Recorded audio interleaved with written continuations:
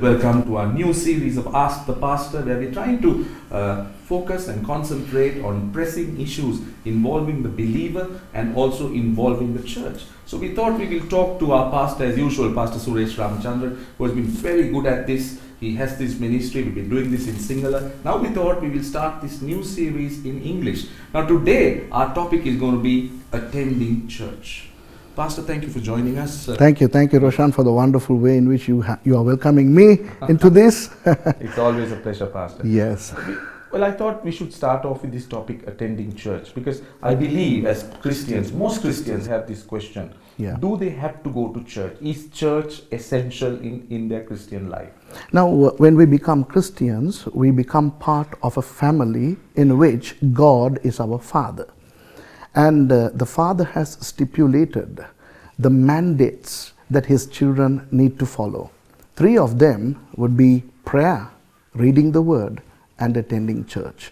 And therefore, as far as I'm concerned, according to the Bible, every Christian must attend church. Right. Now, there is a thinking, there is always a belief amongst Christians that after all, we are the church. Yes. The Holy Spirit of God lives in us. God dwells in us. So, if we are the church, what's the idea, what's the need for example, for me to go to church if I'm already the church? We need to understand the etymology of church in order to find the answer to your question. Now, you may be aware what Jesus said about the gathering, where 2 or 3 are gathered in my name, there am I in their midst. The word he uses is synagoge, the Greek expression. Synagogue in English stems from that. And that is to gather together. But church is an entirely different word, deriving from the 2 Greek words ek and ecclesia, to come out of. Now you mentioned that we are the church, which is true. The church is not a building, but we, the church, must come in fellowship once a week. And that is what I'm talking about when I talk about church. Right. So there have been confusion about we being the church. Should Christians go to church? So I suppose we were trying to address those 2 questions first. Now my next question is, there are churches and churches, Pastor. Mm-hmm. There are the traditional churches with beautiful buildings, yes, and there are also small gatherings in houses. Mm-hmm. Now do you sort of define those small gatherings also as a church, or is it a prayer group? So how do you distinguish between a house gathering and a church? Now, as I said, the Greek word synagoge is where 2 or 3 persons are gathered. Jesus said, if you gather in my name, I will be there in your midst. But when we gather in homes, when we gather as youths, men, women, or exclusive groups of people, that's a mere gathering. Whereas when we talk about an ecclesia, it has an order. There should be a minister, an ordained minister.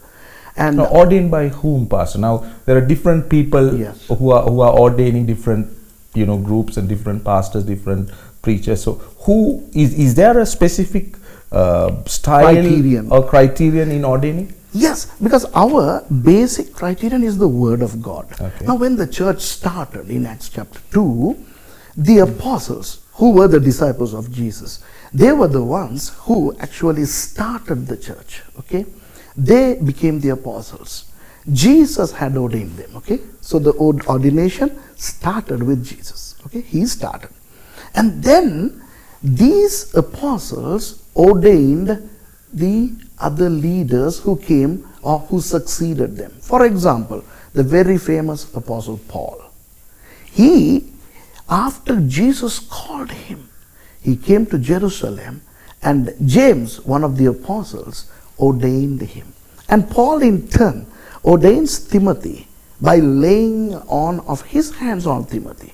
And then later on he writes to Timothy saying, despise not the anointing you've got by the laying hands of me, the apostle.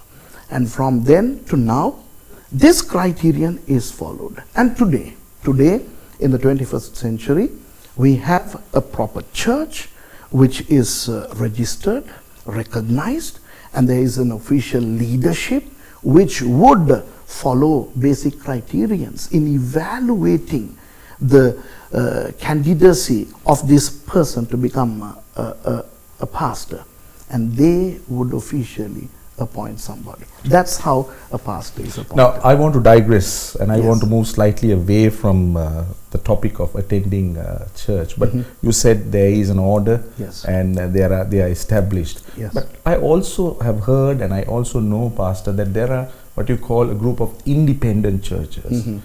Now, how would you look at them? Because they still don't have a proper order, because they're just trying to establish themselves. So you think they can have services, they can have a church on their own? There is a problem about that, Roshan, all over the world.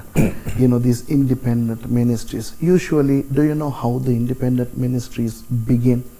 Somebody breaks away from a recognized Yes, church, and then that person is recognized by some believers to be a pastor, and then he very comfortably starts a church.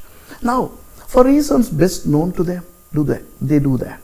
If they have sufficient solid biblical reasons for starting a church, they can, but they must eventually come into a recognized order of a recognized body, which would then in turn should recognize them.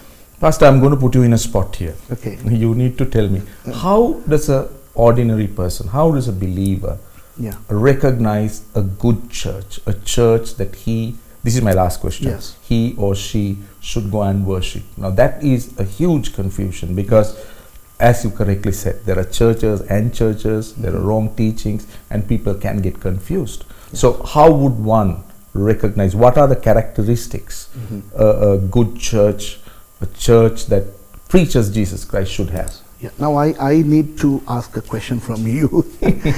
I'm asking you the questions, you're doing all the answering.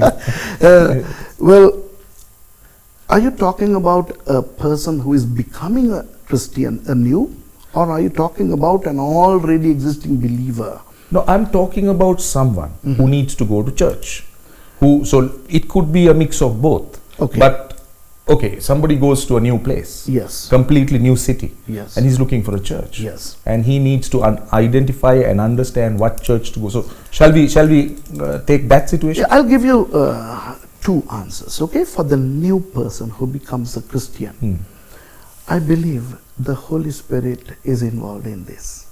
Somebody becomes a Christian because of the conviction that the Holy Spirit does in that person's inner being. And I believe the Holy Spirit would lead that person to a right church.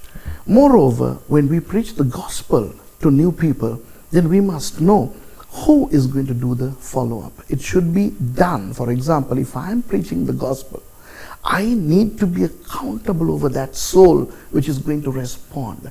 And I need to make that soul go to a right church. Okay?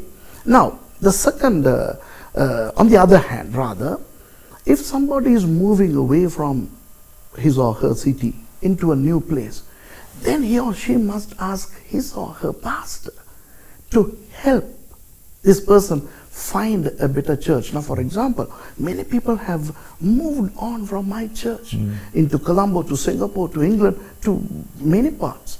And I would tell them, let me do the shopping. Why? Because there are so many churches that preach heresy. And it's the responsibility of the shepherd. Okay? Also, I'll give another advice to Christians. If you know of a recognized minister who has a very high standing, a good person with good moral standards, approach that person and obtain an advice as to what sort of a church should they attend. Thank you, Pastor. I think that was very nice and timely, and I believe it would have educated a lot of people watching us. Thank you for being with us. We certainly look forward to joining you again very, very soon. Thank you. Well, we hope you enjoyed that little chat we had about attending church. We tried to touch as to whether a Christian needs to go to church and some of the questions that are involved, some of the issues that are involved in going to church. So that's it today on Ask the Pastor. We'll come back again very soon with another program. Until then, it's God bless you all.